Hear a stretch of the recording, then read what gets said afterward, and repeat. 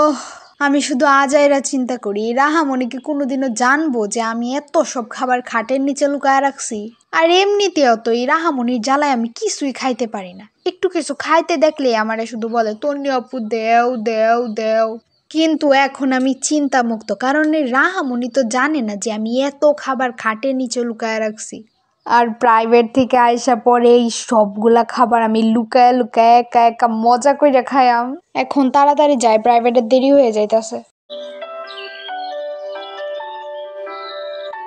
কি তন্নি আপু খাটের নিচে এতগুলা খাবার লুকায় রাখছে? আমার তো যেমনি হোক তন্নি আপু প্রাইভেট থেকে বাড়িতে আসার আগে এইসব খাবার খাওয়া শেষ করতেই হইব। কিন্তু আমি তো একা এইসব খাবার খাওয়া শেষ করতে পারতাম না। আবার আমি একা একা খাইলে তো তন্নি আপু আমারে অনেক পেদানি দিব। কিন্তু আমি যদি আমার বান্ধবীরারে নিয়ে খাই তাইলে তো তন্নি আপু আমার বান্ধবীরারে মারতে পারতো না। এই ফাঁকে আমি বাচ্চা যাইয়াম। আচ্ছা শোন, অনেকদিন আগে থেকেই তো তোরা আমার কাছ থেকে একটা ট্রিট পাইতি, তাইলে ভাবতাছি তোরা আজকে খাওয়াইয়াম।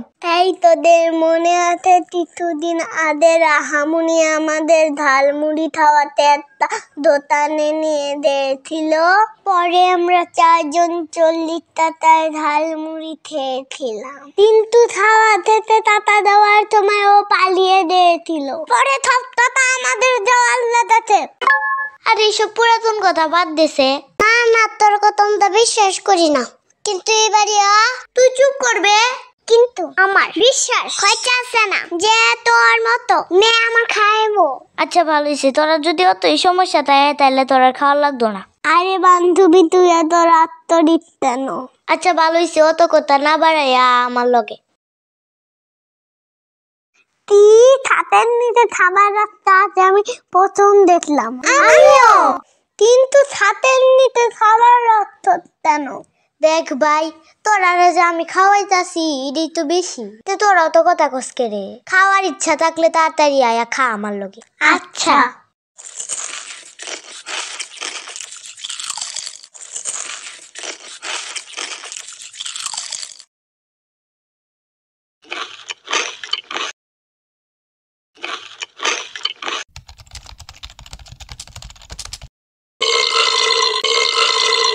ওফ, আমার ভাবতেই ভাল লাগতেছে। এখন আমার প্রাইভেট টাইভেট সব শেষ, এখন আমি যাই শুধু এই লুকায় লুকায় বইসা বইসা অনেক মজা কইরা খাইয়াম।